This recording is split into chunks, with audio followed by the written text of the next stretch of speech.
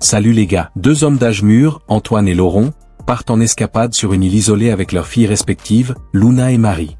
Mais quand l'un des adultes se retrouve troublé par les sentiments inattendus qu'il développe pour la jeune fille de son ami, il doit lutter contre la tentation pour préserver leur amitié.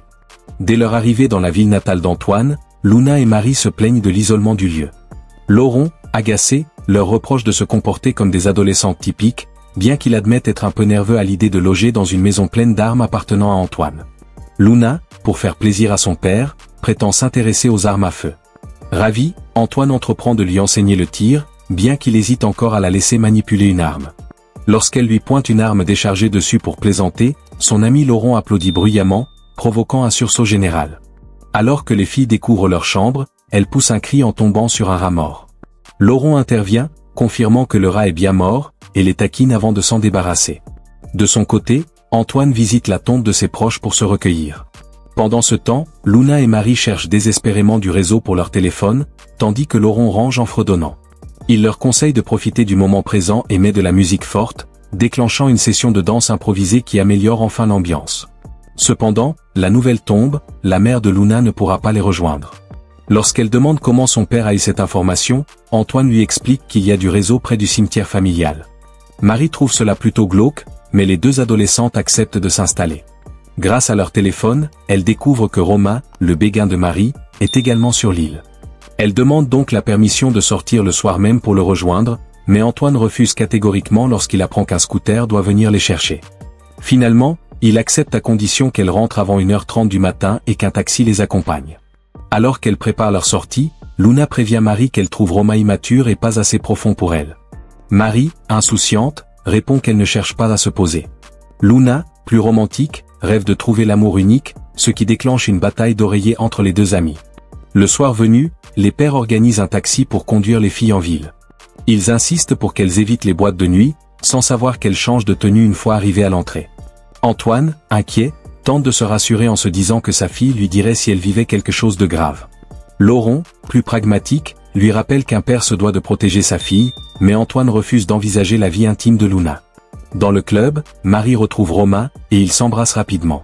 Théo, l'ami de Romain, tente de séduire Luna, mais celle-ci repousse ses avances. Pendant ce temps, Antoine et Laurent jouent ensemble, discutant du divorce de ce dernier. Laurent avoue ses regrets, pensant que cela affecte Marie, tandis qu'Antoine doute que sa fille en soit vraiment perturbée. Il confie néanmoins sa tristesse d'avoir bâti quelque chose pendant des années pour se retrouver seul. Plus tard, Luna, un peu ivre, tombe et dévoile plus que prévu sur une photo. Les pères commencent à s'inquiéter de leur retard. À leur grande surprise, elle rentre en scooter, en état d'ébriété et vêtue différemment. Antoine s'énerve immédiatement en découvrant la situation. Le lendemain, tout le groupe part faire du canyoning à la cascade des amoureux. Luna refuse de descendre avec son père, arguant que l'activité est réservée au couple. Elle choisit plutôt Laurent, qui la rassure tout au long du parcours. Une certaine complicité naît entre eux, et Luna commence à le regarder autrement. Plus tard, lorsqu'ils retirent leur combinaison, Laurent remarque que Luna se dévoile un peu trop, et malgré ses efforts pour détourner le regard, elle le fixe de façon provocante. Le soir, ils vont dîner en ville. Luna supplie son père de la laisser sortir en boîte pour voir un DJ célèbre. Laurent autorise Marie, qui est plus âgée, ce qui rend Luna encore plus frustrée. Mais lorsqu'Antoine aperçoit Linda, une femme rencontrée sur le bateau, il cède enfin à sa fille, à condition que Laurent les accompagne. Cela lui permet de courtiser Linda. Au club, Laurent garde ses distances mais finit par attirer l'attention d'une autre femme et flirte avec elle. Jalouse, Luna intervient et exige qu'il les ramène, prétendant qu'elles sont ivres. Laurent hésite, mais finit par suivre Luna pour retrouver Marie. De son côté, Antoine passe un moment complice avec Linda dans un bar. Il ignore l'appel de sa femme et explique à Linda que son mariage bat de l'aile. Linda lui demande alors comment il réagirait si sa femme flirtait aussi. Pendant ce temps, Marie demande à Laurent de faire un détour avant de rentrer. Également éméché, il accepte sans discuter, tandis que Luna propose de rentrer seule, ce que Laurent accepte à contre-cœur. Antoine rentre chez lui en taxi, tout en appelant sa femme, qu'il découvre en train de boire dans un bar. Se souvenant de ce que Linda a dit à propos de sa femme qui verrait un autre homme, il se plaint qu'elle s'amuse alors que lui s'occupe seul de leur fille. Soudain, le taxi s'arrête, un sanglier bloque la route. Lorsqu'il arrive chez lui, il constate que l'animal a endommagé sa clôture. Furieux, il prend son arme et part à sa recherche. Pendant ce temps, Luna continue de faire boire Laurent pour l'inciter à faire la fête avec elle. Quand il est épuisé, elle l'invite à nager. Trop ivre, il refuse, mais Luna se déshabille quand même, ce qui le met mal à l'aise. Elle plonge, l'invite encore, et à force d'insister, il finit par la rejoindre. Là, Luna l'embrasse. Il la repousse immédiatement. Sur la plage, il la gronde. Elle s'excuse, explique qu'avec ses parents au bord du divorce, elle est perdue en amour, mais qu'elle se sent en sécurité avec lui. Puis, elle l'embrasse à nouveau. Malgré ses refus, elle insiste jusqu'à provoquer un moment d'intimité entre eux. Laurent, troublé, prend ensuite la route avec une Luna satisfaite. De retour à la maison, il tombe sur Antoine armé. Il raconte l'histoire du sanglier, mais se fâche en apprenant que Laurent a laissé Marie sortir seule. Le lendemain matin, alors que Laurent ressasse la nuit passée, Luna le surprend avec un baiser. Il lui rappelle que ce qu'ils ont fait était une erreur, mais elle plaisante et s'en va. Au petit déjeuner, Luna rejoint Antoine et Marie, qui remarquent que Luna porte le short de son père. Plus tard, Marie la confronte. Luna prétend l'avoir trouvé dans ses affaires et l'avoir emprunté. Marie reste sceptique mais laisse couler. Les hommes vont ensuite en ville pour acheter une clôture électrique contre le sanglier, puis retrouvent leur fille à la plage. Là, Luna profite d'un moment avec Laurent pour le toucher sous prétexte de lui mettre de la crème. Pour fuir la situation, il va nager, mais elle le suit. Marie observe, soupçonneuse. Dans l'eau, Luna affirme qu'il s'aime et tente de l'embrasser encore. Il la repousse une fois de plus. L'après-midi, Laurent installe la clôture pendant qu'Antoine se dispute à nouveau avec sa femme. Laurent tente de lui parler du comportement de Luna, mais Antoine, préoccupé, le coupe pour le remercier d'être un bon ami, ce qui renforce la culpabilité de Laurent. Plus tard, Laurent retrouve Marie en train de se préparer à sortir. Elle lui lance une remarque sur le short, sous-entendant qu'elle sait pour lui et Luna. Laurent ne réagit pas, inquiet. Alors que Marie est absente, Luna rejoint Laurent dans sa chambre. Il la rejette encore, mais elle menace de crier, ce qui le pousse à la laisser dormir dans son lit, à condition qu'elle ne le touche pas. Le lendemain, il la retrouve blottie contre lui. En entendant sa fille arriver, il la réveille. Luna, elle, savoure ce moment de proximité comme un vrai couple. Elle exige qu'il avoue ses sentiments, et lorsqu'il entend Marie approcher, il cède et dit « Je t'aime ». Satisfaite, Luna sort de la chambre sans remarquer que Marie l'a vue. Furieuse, Marie s'enferme dans sa chambre. Luna tente de lui avouer qu'elle aime son père, mais Marie l'insulte et traite Laurent de pervers avant de partir en larmes.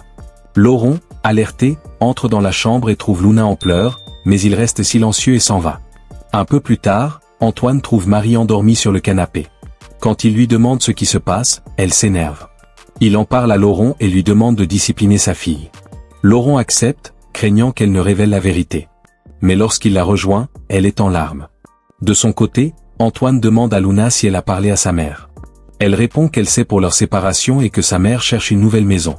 Entendant Antoine crier, Laurent pense que Luna a tout révélé.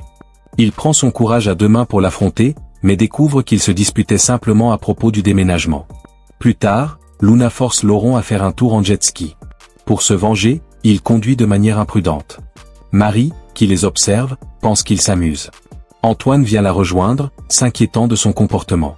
Elle ne dément rien, ce qui lui fait croire que son attitude est liée au divorce. Le soir venu, pendant une partie de cartes, Luna tente de caresser la jambe de Laurent sous la table. Pour la provoquer, Marie mentionne une récente aventure de son père. Quand Roman arrive, elle s'éclipse avec lui. Luna, elle aussi, quitte la partie, laissant Laurent et Antoine seuls. Celui-ci appelle sa femme. Luna revient alors et interroge Laurent sur leur relation. Il lui rappelle qu'elle n'est pas sa femme, alors elle l'embrasse. Il la repousse sèchement et affirme qu'il n'y a rien entre eux. Luna s'en va en pleurant. Le lendemain matin, Luna se confie à son père, disant être amoureuse. Antoine est choqué, surtout lorsqu'elle laisse entendre qu'il s'agit d'un homme plus âgé. Hors de lui, il veut savoir de qui il s'agit. Laurent et Marie les entendent se disputer. Marie traite son père de pathétique. Antoine, furieux, demande à Laurent de l'aider à trouver l'homme en question. De retour à la maison, Laurent confronte Luna, qui le traite de lâche parce qu'il n'a pas dit la vérité à Antoine. Offensé, il s'en va. Pendant ce temps, Antoine essaie d'en apprendre plus auprès de Marie, mais elle prétend ne rien savoir. Plus tard, il demande à Laurent de parler à Luna, pensant qu'elle se confierait davantage à lui. Juste après, Luna laisse son sac, ce qui permet à Antoine de tenter de fouiller son téléphone. Laurent l'en empêche, prétextant qu'il parlera à Luna le soir même. Ce soir-là, Laurent emmène Luna pour discuter, mais elle prend ça comme un rendez-vous amoureux. Elle lui montre une photo d'eux postée sur Facebook et refuse de la supprimer. Il la supplie, l'implore de comprendre que son père est prêt à tuer l'homme qui l'a touché. Elle lui demande alors s'il l'aimerait si elle était plus âgée. Il évite la question, affirme que rien ne s'est passé et rappelle qu'Antoine est son meilleur ami. Au loin, un cri de sanglier retentit. Lorsque Luna et Laurent rentrent à la maison, ils entendent un coup de feu. Antoine a tiré pour effrayer l'animal. Frustré que la clôture n'ait pas fonctionné, il se plaint. Luna, indifférente, part se coucher. Antoine confie alors à Laurent que Luna ment peut-être pour l'énerver avec son histoire d'homme plus âgé. Mais il est inquiet. Laurent, piégé, invente qu'un digi de la soirée pourrait être impliqué. Antoine, furieux, jure de le tuer. Laurent tente de calmer le jeu, mais Antoine est déjà déterminé. Alors, les deux se dirigent vers le club, où Laurent tente désespérément de dissuader Antoine d'agir. Malgré ses efforts, Antoine finit par coincer l'homme dans la salle de bain et le passe à tabac. Laurent l'interrompt juste à temps, avant que le digi ne révèle à voix haute qu'il aime les hommes, pas les femmes. Cette déclaration surprend Antoine, qui renonce finalement à se venger, bien qu'il accuse son ami d'être responsable de cette humiliation.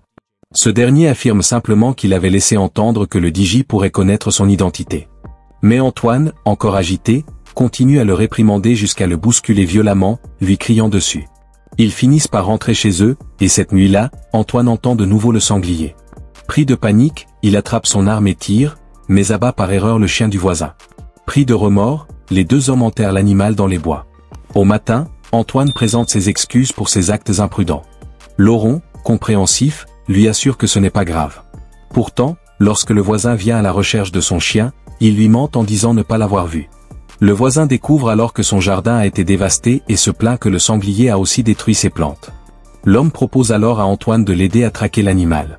En entendant cela, Marie les traite de malades pour s'en prendre à un pauvre animal et s'en va, furieuse. Son père la suit pour lui parler, mais elle le confronte enfin à propos de son ami. Laurent s'excuse, jurant que ce n'était pas ce qu'il voulait, mais sa fille, dégoûtée, s'éloigne. Plus tard, quelques hommes du village partent dans les bois pour chasser les sangliers. Pendant ce temps, Antoine réfléchit à ses erreurs, à ce qui a éloigné sa femme, et peut-être Luna. Il se souvient avoir flirté avec Linda l'autre soir, se convainquant qu'il est un homme horrible. Prenant son courage à deux mains, Laurent avoue qu'ils sont tous les deux fautifs, avant de confesser qu'il a couché avec la fille d'Antoine. Ce dernier, furieux, le plaque au sol et le frappe violemment. Au coucher du soleil, Antoine rejoint les autres chasseurs qui transportent les bêtes dans leur camion. Laurent, blessé, rentre seul à la maison.